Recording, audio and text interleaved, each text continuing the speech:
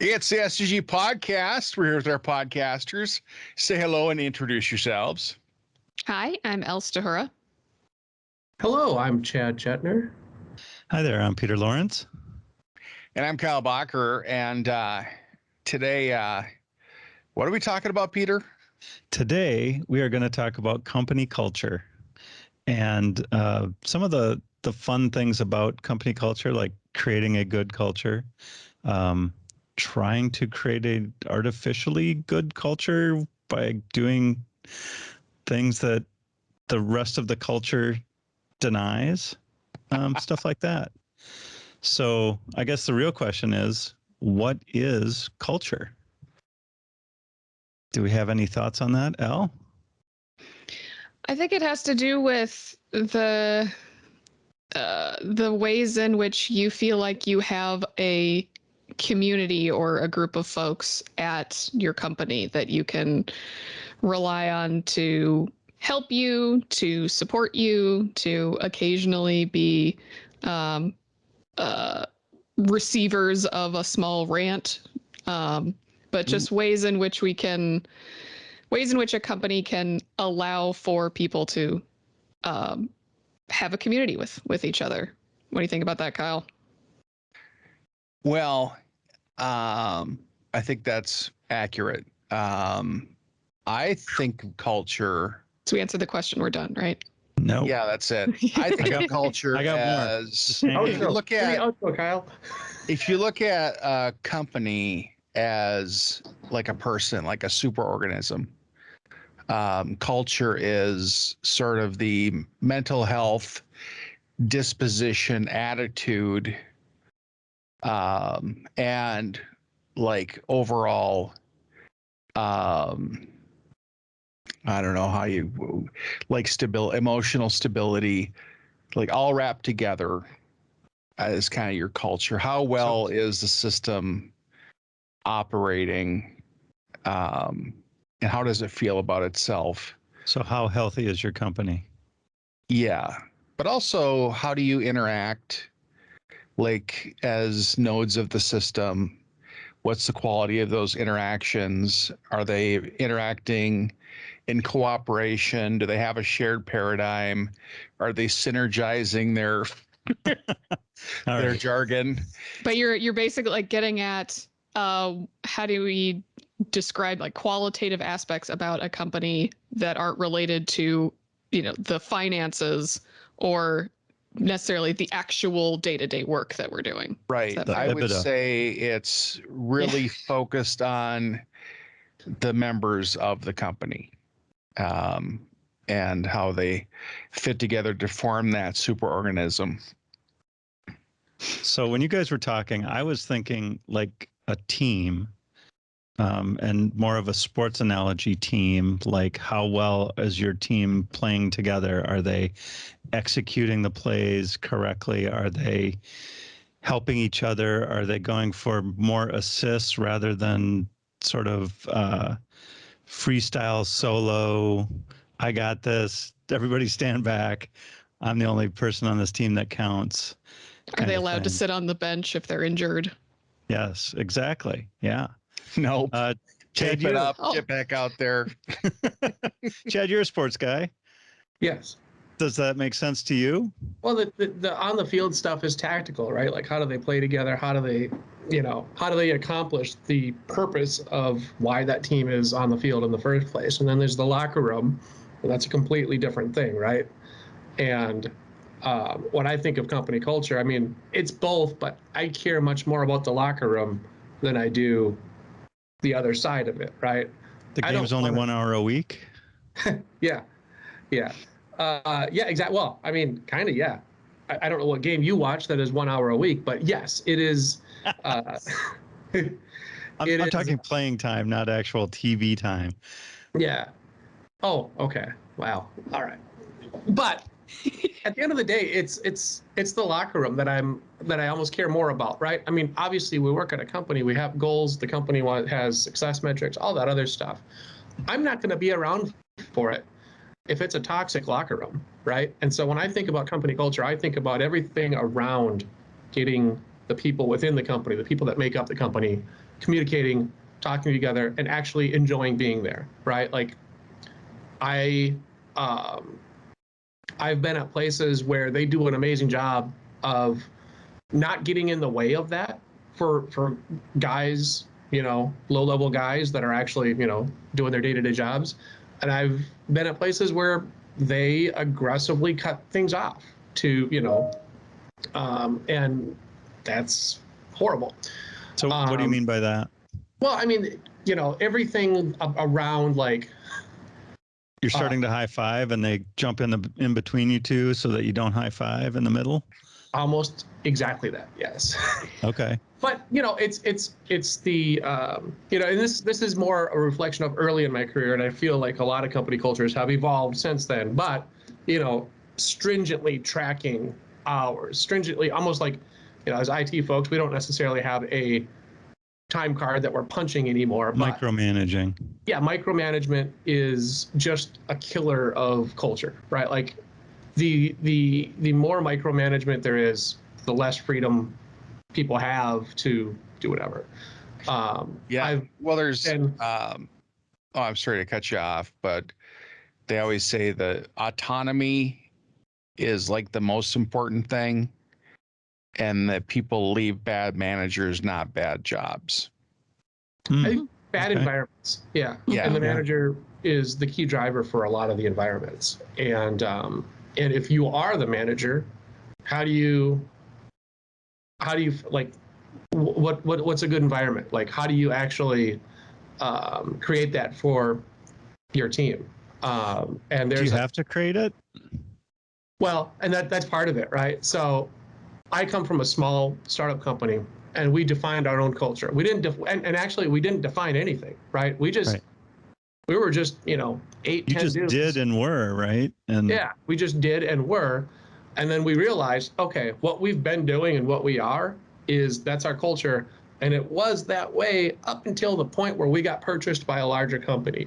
And then we realized how abruptly and how poorly that can go and how it can change, right? So everything from the way we do, our SDLC, our software development lifecycle, to, the fact that, part of our culture was specific team building things, right? Twins games, and every year somebody with a truck, me, would go steal Lime scooters, and we'd ride the Lime scooters from the office to the Twins game, and blah blah blah. And then we'd have happy hours, free happy hours. You'd allocate Lime scooters and relocate them closer for redistribute. Yes. For the authorities listening, yes, that's exactly what happened. But there's so many simple things you can do. Free happy hours. We had that, right? Anytime you want to go to happy, it's free. Just expense your happy hours. Right. It's such a silly, simple thing to do to make people feel comfortable. And we at SDG. Not that this is a brochure for SDG, but we do a great job of that too, right? Hey, give somebody a high five, give them dinner, give them this. Yep. Keep doing that every month. It's so easy. Recognize your peers for doing little things that make your day better, right? Just the vibe of my company likes me is important. They're doing things for me. They're recognizing me. They're going out of their way for me. That gives you that good feeling. You feel connected. You feel, if they can make everybody feel special in some way. One of the things is not burdening them with unnecessary, tedious tasks like granular time tracking. Track every hour of your day, every half hour. Those unnecessary burdens can really impact culture versus freedom. We don't need that. We trust you. We know you're working on the right stuff. We'd know if you weren't, because it wouldn't be getting done. And we'll see you at happy hour. It's free, and they have a meat raffle. Meat raffle. Yeah. We talk about that a lot. 3 o'clock, guys. So Al, you were nodding along for some micromanaging, maybe getting in the way of culture. What's been your experience with that? Maybe not necessarily at SDG, but sort of around Yeah. other places? Yeah, I can speak to previous places in my career history. I think micromanaging can kill a culture because it's very much sending the message, I don't trust you. I don't, and I want you to work in this exact way, as opposed to, we think you're going to do a good job based on your credentials, based on how you've performed in the past. We know you're going to do a good job. We're going to give you the space and the trust to do your job as well as you can. And recognizing when you are doing a good job. But I've had workplaces where the management team, for whatever reason, are stressed because that job can be very stressful. And that means, that means that they can roam the halls and put their stress onto other people. Like, you are clearly having too much fun, get back to work. And what that does is that kills these bonds that you start to have with your coworkers, with your team, that are absolutely critical when you are in crunch time, or when you do want to think about what's next. Like, you actually have that rapport built up and you feel like that is welcomed. So you have the space to be able to do your job and to be able to do the things that help underscore the fact that yes, we are here to do our jobs and to get the work done, but also this is 40 plus hours of our week every week, and we are humans and we're not machines. So we need a degree of socialization and time to just let things simmer in the back of our head while we're figuring out a problem. And that's important. That keeps people healthy. Yeah. I've worked at many places where it seemed like their job was to prevent laughter. Yes. Like, if you're laughing, then it's a problem. We got to put a stop to it. You're wasting time. You're goofing off. And that's horrible. Like, if work can be fun, why not? When work can be fun. Work should always be fun. So I have a question. So Elle, when you have to send an email to your entire team, how do you start it up? Like, what's the first line? Hi, all. Yeah. Usually. And just sort of like, either, something fun's going on that you need to know about, or here's an incident, I'm going to give you a quick summary, and like just trying to address everyone who's on that communication, and to, at the very beginning, either make a joke or help allay some immediate fears, depending on whether or not the email subject line has like alert in it. Mine are always, it's either, hey friends, hey goofballs, listen nerds.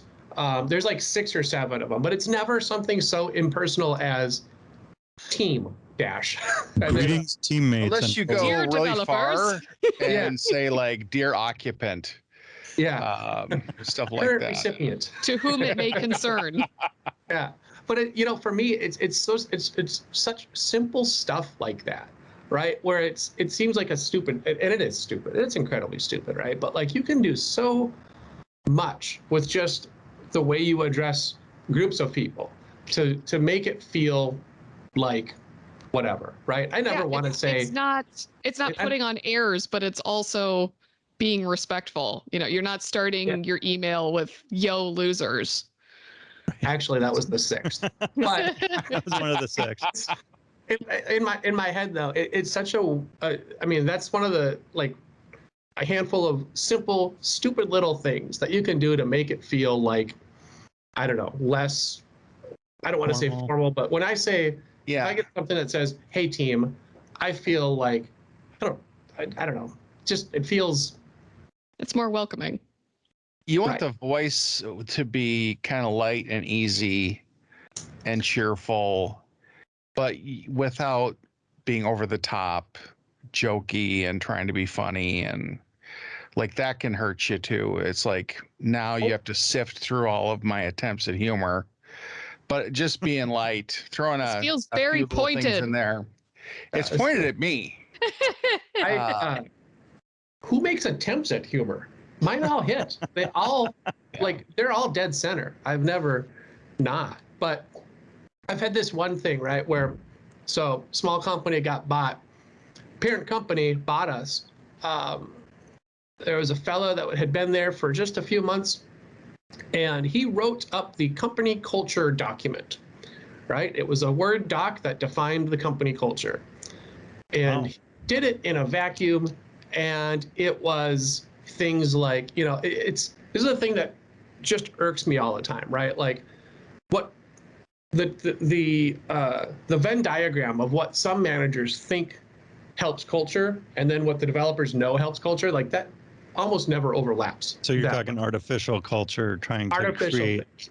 Yeah. Like pizza parties now are such a joke to everybody, like, hey, everybody, thanks for, the 80-hour weeks. Here's a $10 pizza. Pizza parties are silly, usually, right? Like pizza does not alter one's mood and make one happy. I mean, I'm not going to knock on no pie, but like it's appreciated. Sure. It doesn't hurt. But if you make it an event and say, that's our culture, man. Hey, when we work hard, we celebrate hard. And then here's a pizza, right? Like, yeah. And especially if they used a coupon, right? Like if you used a coupon code on top. Oh, come on. They're trying to be fiscally responsible. It just like, but there was another one where like, yeah, we're going to break off into teams and every team come up with your own goofy name. And I'm like, come on. Like it's silly.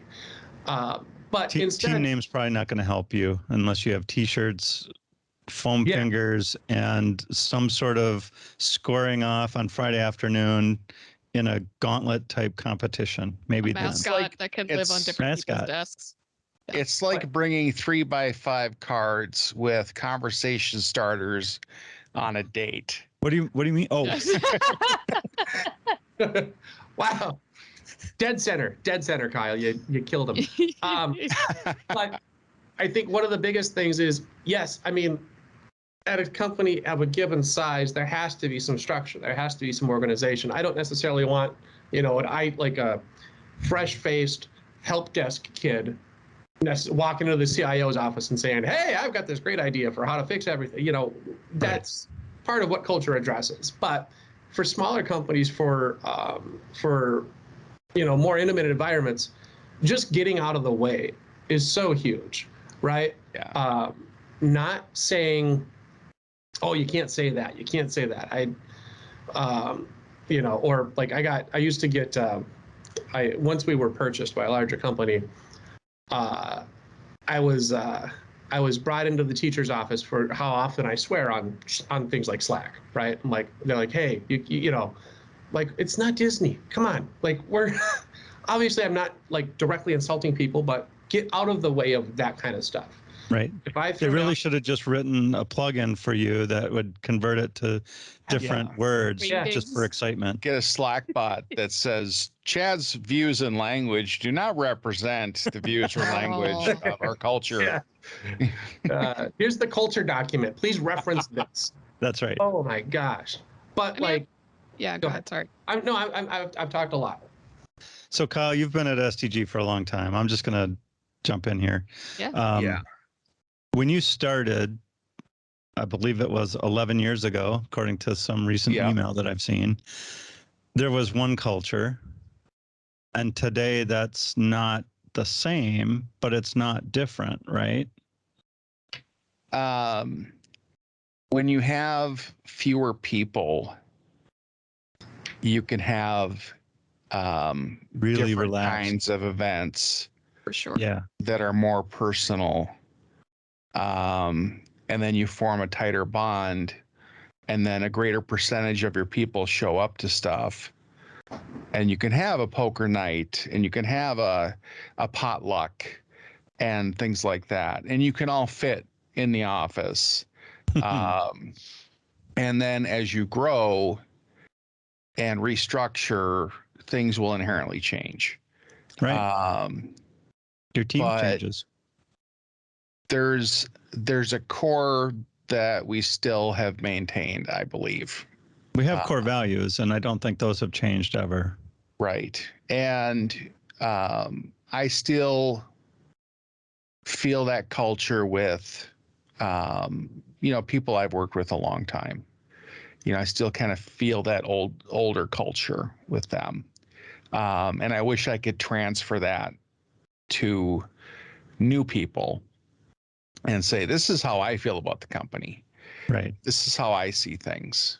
And you try, right? Little bits and pieces where you can. I do. Yeah. Everyone does. I try to make, because everybody can impact the culture for somebody else.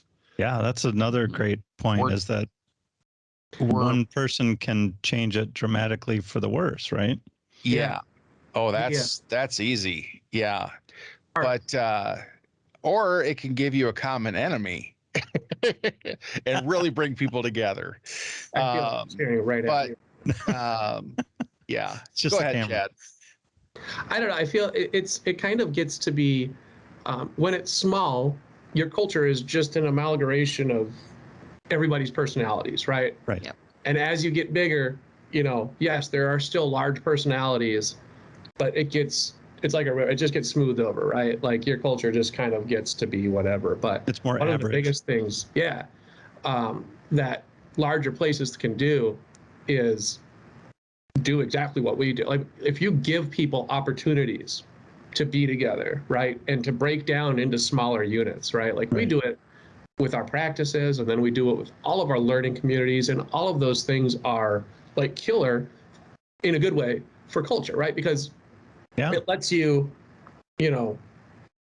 form little tribes within a larger company, and outside of your core role, be something to the company outside of that. You know what I mean? Whereas like bigger places, I've been at large companies locally in the Twin Cities that you have your role, right? And that is literally the only value you are for the company. Like there's no other opportunities to break out of that role and be, a leader in a learning community or a leader in this. I mean, some of them have done it to different degrees, but that recognizing that and creating literally creating opportunities for a culture to thrive, right? Or to, just naturally grow within pockets of the organization, I think would be huge, right? Well, it gets a group of like-minded individuals, right? Like, hey, everybody on this particular learning community has signed up because they want the same thing, right? Yeah. I want to learn about this or that. Every one of these groups and communities and tribes can kind of develop its own subculture. And what that means is your experience can be different than my experience. Your culture that you experience at the same company can be different than that of others. Your circles might operate a bit differently. Your practice might operate a bit differently. I hope it does. Those communities. Yeah. And then how does that all gel together? Well, if you have those core values and you have those major directions you drive in, like we value employee experience. So we try to foster that. We try to have a good time and make sure that no one's left behind and we're all doing well. Keeping those connections strong and alive with each other. I think that's really important. And not to talk about the pandemic, but that's really been difficult to maintain. But in some ways, it's easier for us to connect face to face, even though it's not exactly the same experience. That quick video call. It's a lot easier than driving across town, meeting for lunch, stuff like that. That's like we just hop on a call, have a little face-to-face chat, catch up. Doing a podcast, fairly easy to do remotely, right? The big event was a good point of connection. Open Source North was a good point of connection. Yeah. You know, a lot of us were volunteering that day. Some of us were speaking that day. Some of us were attending that day. So you feel like you're a part of something. You know, just things like that. And that each of those things can have a vibe of their own. You know, you could tell all the speakers were having a good time. They enjoyed presenting, and the attendees enjoyed the presentations. And so you have those shared experiences, and I think it's a lot of those shared experiences are important. And you know, trying to do that intentionally with a pizza party may not work, but it's like, what does?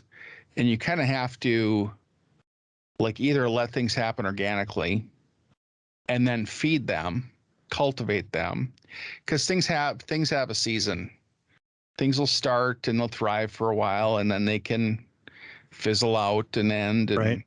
and People lose you know, interest, or yeah, or you lose your Because champion. There was that key ingredient that kept things alive and going.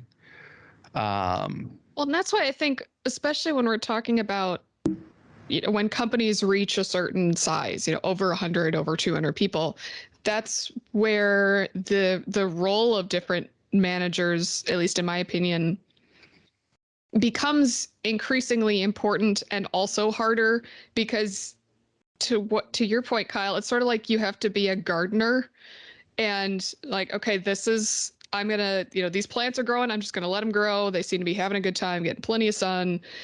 But but you still need to keep an eye on your team and your culture and how that's going, because there might be something that's not going well, or you have a new addition to your team and that person doesn't necessarily line up with the existing culture that you have. And you need to be able to monitor that, so that I'm thinking more from, you know, simple things like, I'm a female and I might be coming into a team of all guys. And sometimes, like in most of the time, IT? that's totally great, totally fine, not an issue. Sometimes that can be an issue. Yes. And it requires a little bit more deliberate maintenance, I suppose, on the part of the manager. Or I would say, like, if the team isn't automatically adjusting. And helpful hints, and somebody that's maybe gone through some of those kinds of things to help you along to Yeah. say, oh, well, yes, it's hard. Yes, it's going to be painful, but here are some things that I've done in the past that, you know, made me part of the team and made the team shift in dynamics so that Yeah. it wasn't, you know, And all male or whatever. How can we make adjustments as needed and show that A, it's for the better, and Right. B, that it's in line with the company's values? Like, no, if we say we're this culture, let's do that. Let's follow through on that and Right. make sure that we're not having the company culture on a piece of paper and then something that doesn't match it at all in real life. Yeah, I've worked at places where you had your quarterly meeting or your monthly powwow or whatever, and they would, you know, we're doing so great. This is how great we're doing. We've only lost this much this year. We're only down by this much. We're number 7. Yeah. And there's a mission statement, and they're like, and it's, you just don't feel like any of that's true. It's like, this is all just lip service. This is not how things trickle down from the top and impact my experience. Yep. Printing more posters will not necessarily change a culture. Hang in there. Yeah, those are the ones you don't want to see. Yeah, endure. Yes. I don't know that. Kind of along that line, I was going to talk about like the pizza party that we've been sort of hammering a little bit. And in my mind, there are 2 different pizza parties that can happen, right? There's the distribution of pizza to people to eat and then ignore everyone else in the room and go away, right? Which is not quite the definition of party, but what happens at sometimes. And other times it's everybody getting in there, fighting over a slice, talking over each other, having a great time, just like, oh, talking more about work, talking about not work, both at the same time, but pizza just happens to be there. Mhm. It's not like the thing, it's just part of the thing. It's greasing the wheels. Yeah. Yeah. It's yeah. icing on the cake. It's kind of like a happy hour, but not quite as much alcohol.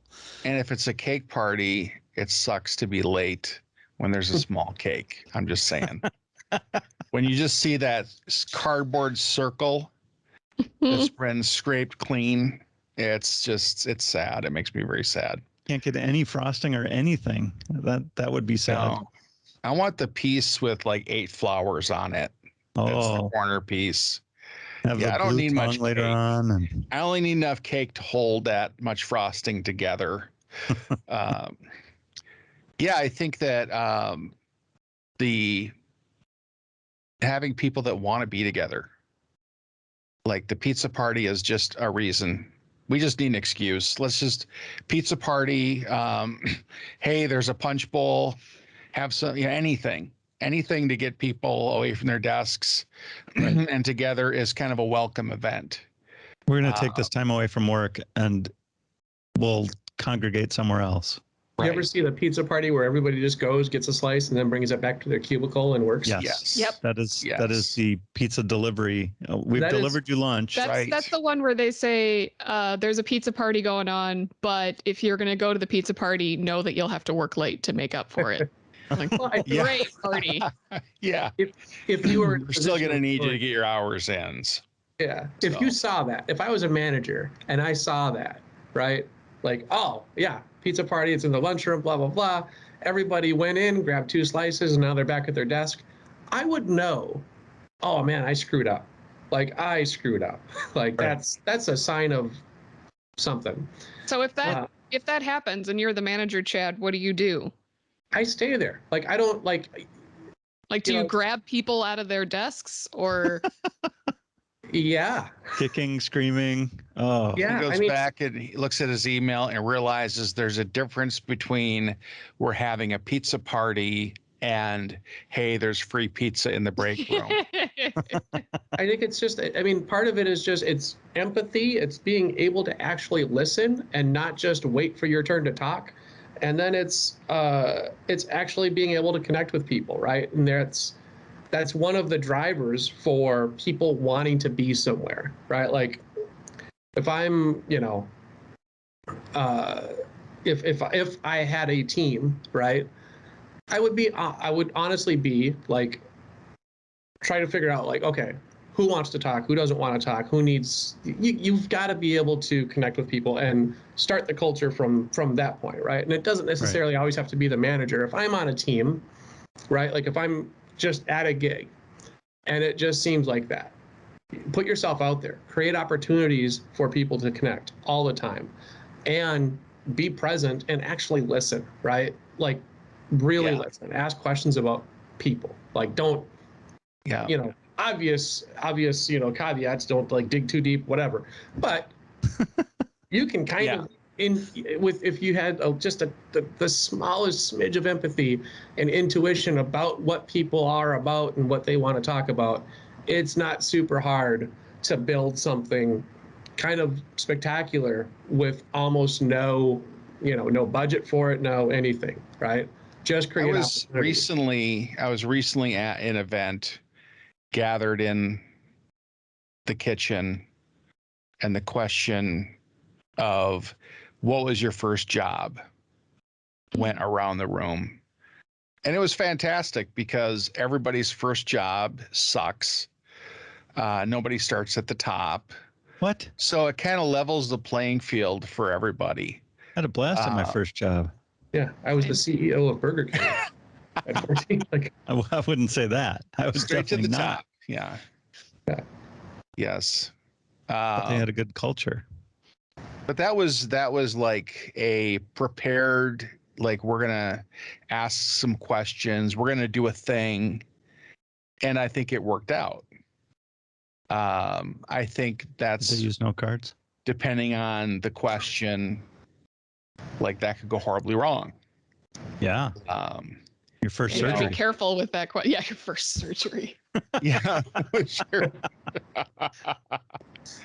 That got done on me or that I performed. That's Well, you know, also- that's the Either fun part one. about the question. Yes. Do you have anything written on your note cards, Peter? Do you have notes for the podcast? No, there's nothing on these cards. They're just You they're have just here them, for though. It's invisible. well, they're ink. here to take notes if I need to take anything down for this is not just my podcasting location. This is also my meeting location and other things. So One thing that I had at a previous job that I loved was it was a fairly small company, but in order to help encourage the whole company to move a particular project forward, we had a giant game of Monopoly that the sales team would go and the business analyst team would have a turn and the developers would have a team. And it was a nonsense, low stakes, competitive way of just, oh, okay, so you're somebody who's just going to buy up all the cheap estate. And so I need to go after Boardwalk, or it just starting to get little insights into how other people worked, as well as maintaining this longer term playful communication between everybody. And so, like, did the teams communicate amongst themselves for their moves, or was everybody on the board, or? They would communicate amongst themselves for moves, and thankfully the office was small enough that we could overhear it all the time as you well. Could listen in. Good. Like, dang it! Why did they move their piece over? I wanted their rent. You know? So you just had. It was nice because it was sort of like a games night that just went on for a couple months.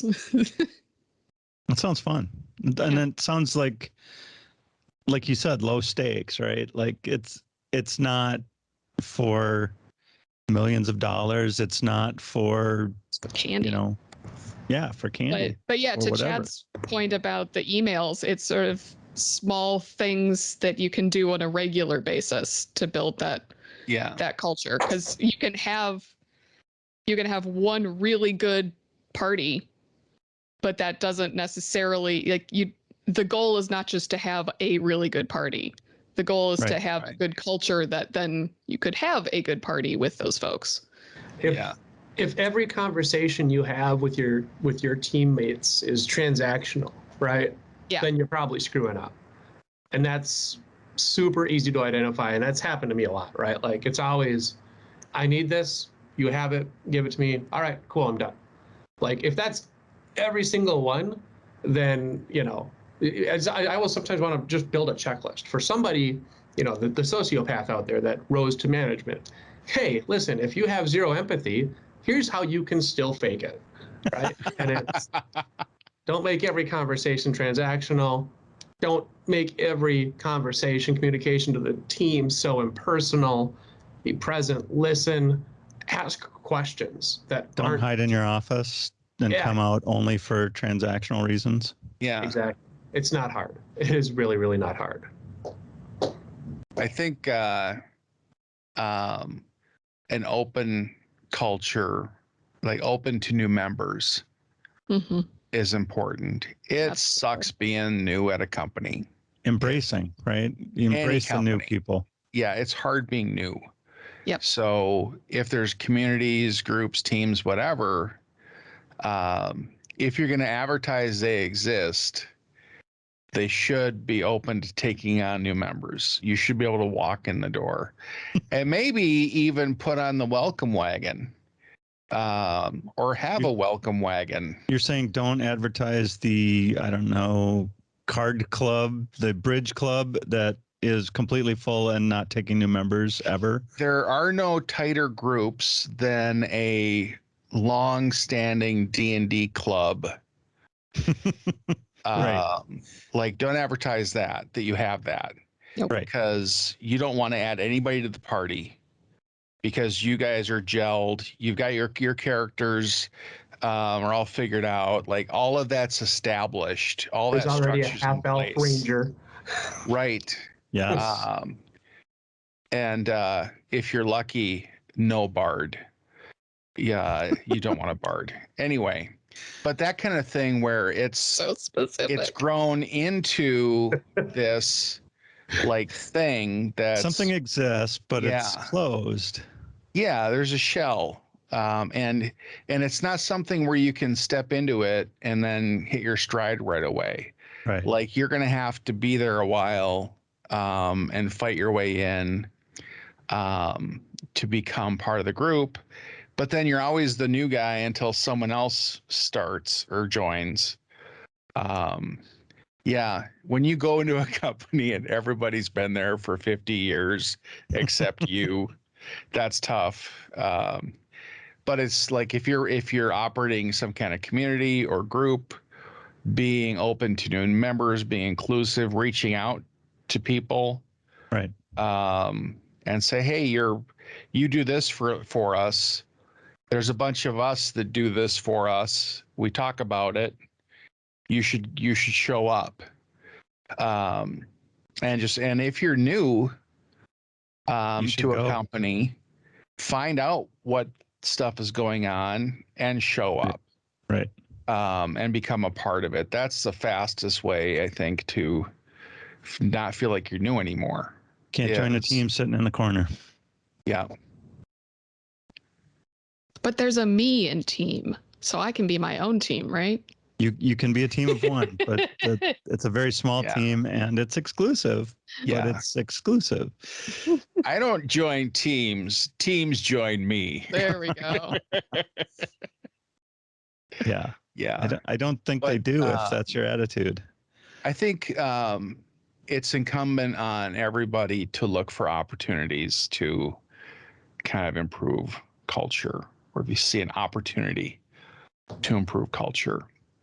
Like, hey, it'd be cool is if we did this. Right. Like a lot of stuff starts out that way and turns into something awesome. For example, if somebody just threw out, hey guys, it'd be cool if at 4:00 on a Friday, we all went to the meat raffle. Create opportunities for people to get together and connect. Yeah. Don't feel you have to come, but you're more than welcome to show up and we'll take part in it. Yeah, exactly. Hey guys. Well, and I mean, that's kind of like this podcast. Yeah. I missed your comment, Chad. yeah. It's not going to be repeated. Okay. Yeah, it was like Peter, and it was you and Brian and Ryan at a happy hour. Yeah. Talking about wanting to start a podcast. And then Claire was there and said, you should talk to Kyle. Yep. And then there was a breakfast. Did we eat breakfast? And we had a breakfast. In the morning with you? A morning breakfast, yeah. I believe it was in Crystal or New Hope or, yeah. And then it became our internal company podcast. And there's 50 of those that still exist. More than 50. But we started it because we wanted to try it and have fun. Yeah, we wanted to learn how to do it. And we've invited other people. Yeah. And Chad wasn't there. I wasn't there. We learned that if zombies, then get out of town. Out of town. Pack up your canned goods and go up north. Yep. We learned stuff about physics. I learned a lot through all those podcasts. Still learning about culture today. Yeah. But I think also the diversity of opinions and points of view and all of that. And then listening to other people kind of have those conversations. If that's what I think podcasts has taught us, how wonderful it is to be a fly on the wall of someone else's conversation. Yeah. I think it works for us. Just hear people talk through things, because then that can sometimes get your own wheels spinning. Yes. Occasionally you have to yell at your radio, but sometimes you just but listen. that's just part of the fun. Right. I can't believe they're saying that. So Chad, It's 1984. Chad, do you still feel new at SDG?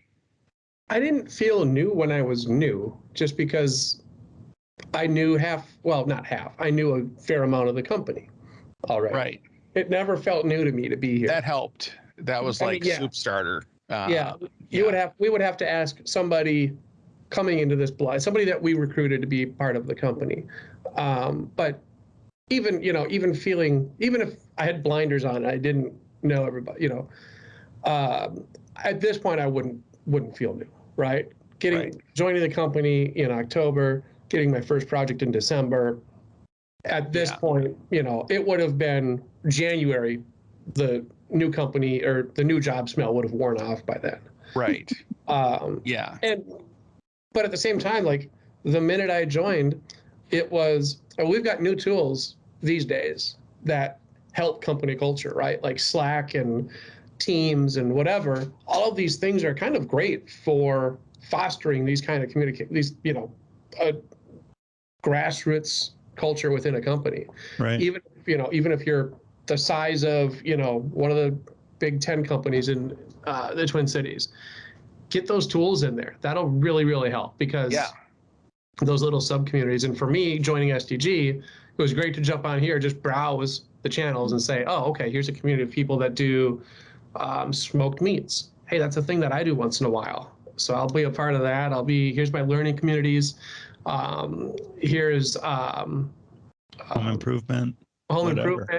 And then once you stick your nose out a little bit, people reach out to you. And that's also important, right? Like the subcultures within an organization reaching out to folks and, not making it a cult, but kind of like recruiting people into, whatever. So now I play poker at SDG on Mondays, first Monday of every month. And I do podcasts once in a while, and I do, whatever.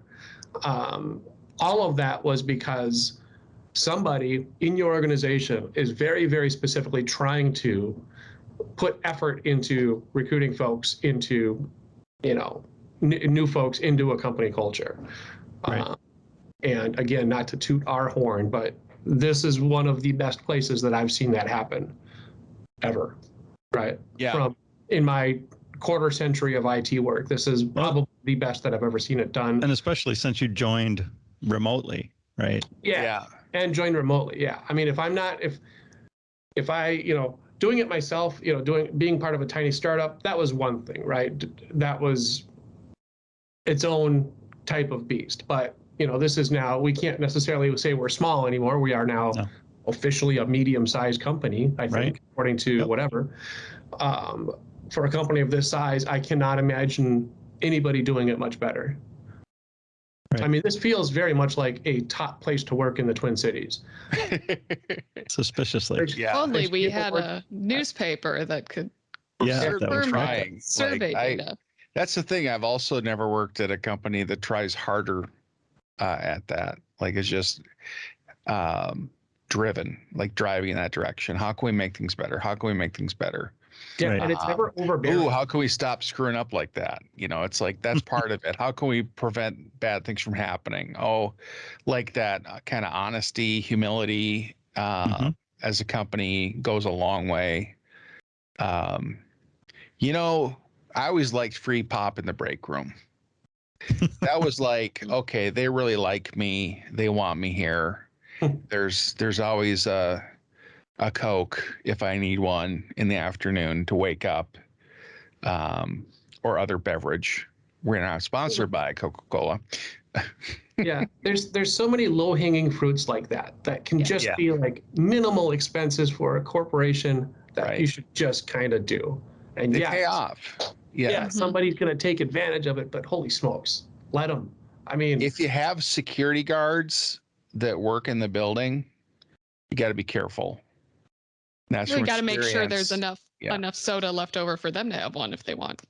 I'm just saying, there was a yogurt company in a building when I was a security guard that had a free yogurt fridge. The guards found out about it. Wow. Padlock went on a week later. Really? We ruined it. You are literally talking about a company's culture right there. You're Right. eating that company's culture. We wrecked it. Yeah. We had a negative impact on it. And that's, you know, that can happen, like changes, structural change. Like what kind of things can happen that can mess up a culture? Did we Well, and not growth, right? Did we not laugh at the yogurt culture joke? Come on, I was trying so Oh, hard. man. Oh my gosh, I totally missed it. It went Flew over right my by head. me. What the? You're a It must be secret Friday. genius, Chad. I Sorry, know. Chad. Thank you. Thank you. That was hilarious. Let's just go around go around the pod and everybody just tell Elle's me. not buying in No, to your that's genius. okay. No. She We totally got the. there's a couple more weeks of data gathering before I decide whether or not Chad is a secret genius. Yeah. I feel like Elle is the smart one in the group. That's all I'm saying. I'm just good at faking it. Isn't that what being smart is being good at faking being smart? I think Yeah. that's what being a good consultant is. Yeah.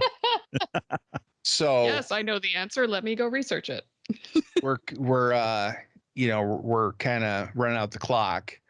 I want to talk about how do you what can ruin a culture and how do you protect a culture? Well, what I think can happen? just like you said, you know, the yogurt fridge, for example, was something where if you took one or two, probably was just fine. If you took home enough for a family of 10, maybe they look at that and frown on it. But you change the culture inadvertently, right? Right. But it didn't take very much. It Yeah. wasn't that the culture is kind of one of those things that there's a little bit of fragility to it because you can damage it easier than you can build it. Right. Yeah, it's really easy to tear something down. Still, like things like that where you did something that was fragile, you didn't protect it, you didn't limit it, like you didn't lock it at the end of the day and then open it during the day so that you could still have it, but then prevent the guards from going grocery shopping, so they could maintain their all yogurt diet. All right. Still talking about yogurt. I lost focus for about 15 seconds there. I didn't realize it. We were still Well, okay. It also assumes was like, how do I put this? Putting a lock on the fridge or getting rid of the yogurt fridge is one option because the specific set of circumstances around how many yogurts people need was violated. But the other option is, okay, no, we need to have a yogurt fridge. Also, maybe we have people who don't have enough money for yogurt. Are there things we can do as a company in a building that pays their security guards to help support our like? Right. It's Right. I think good culture is a lot about having a group of people who are invested in making sure people feel like they have a good quality of life when they're doing their job. Right. Yeah. A great place to work. Yeah. Holy crap. And That was the smart comment of this entire pod. yeah. I listened to you say it, and I'm like, okay, she's still talking about yogurt. I'm going to tune out for a second. And then you got to that. I'm like, oh my gosh. That's the soundbite. Well, you There's said we were also wrapping up. something You gotta about- get it in at the end. There's also something about being very protective of your people and watching out for poison, Yes. watching out for bad seeds, rotten apples, that kind of stuff. Like, because one negative person can really drag things down. Yeah. It's very How easy much, to be negative. Yes. And how It much is. worse, like if you have someone who gets all of their work done but destroys your culture, is that really worth it? Right. No. I'd rather have someone who can half-ass it, but maintain, you know, the morale and They're getting their work done, but preventing 5 other people from being effective. It's tough because, I mean, you do work with folks on a spectrum, right? Yes. And those people belong somewhere. And it's kind of incumbent on folks in a leadership role to recognize that, make sure that that guy has a spot, right? And if that guy is incredibly good at his job, but he's doing whatever that's impacting the culture, like it just, for me, it always comes back to being able to empathize and being able to recognize what people, what roles, what they need, and provide opportunities for everybody to actually have a great experience and want to be there, right? Like buy into what you're doing, buy into where you're going, and ideally enjoy the ride there. But if not, then at the very least, make sure that they're not impacting somebody else's good time. Right. And my parting thought would be, you got to keep an eye on things. You got to check in with people. You got to identify if someone is having a hard time, and support those people. Because a lot of people, like, there's a few traps people fall into, imposter syndrome, things like that, where people need to feel like they have a seat at the table. Yes. Like Chad was saying, that sense of belonging, right? That you belong here versus, well, we'll see if you deserve to be here. Like, you've only been here this long, you're not, You're the you haven't newcomer. arrived You yet. only have 10 years experience. Yeah. It's important that you suffer the way I suffered when I started. Yes. Imposter syndrome is hard for me to get over. I still feel it acutely, frequently, throughout my day, right? Like, what the hell am I doing here? Every time I Google something. Yeah, exactly. Yeah. How good would I be at my job if not for Stack Overflow? But like, yeah, that's a hard one to get over. It's a hard one to recognize because, it's so subtle for a lot of people, right? Especially people that you see performing and they still feel it, I've talked to a few people on my team about that specific thing, about imposter syndrome. Like, one individual is saying, I got this, and I feel like I'm out kicking my coverage all the time, right? I think that's the right, whatever. But that's a sports analogy I can live with. All right, thanks, Peter. But at the same time, they are outperforming every expectation that we have of them. So it's like, you feel it. I can say you shouldn't because you're amazing, but that might not mean as much coming from me. But hearing everybody else tell you you're amazing hopefully alleviates a little bit of that. I don't think it does, but I don't know. I think also just talking about that stuff and where people know that, we're all having this imposter syndrome. Knowing others feel that same way. So none of us belong here. This is all wrong. We should just go. We all do. I think you're wrong. I think it's we all a have syndrome, but not the problem. Right. We're not imposters. Awesome. Well, with that, I think we'll shut her down. That was the SDG podcast. Thanks for listening. If you want to drop us an email, we're at thepodcasters@solutiondesign.com. Until next time, say goodbye, everybody. Goodbye, everybody. Folks. Goodbye, everybody. Goodbye.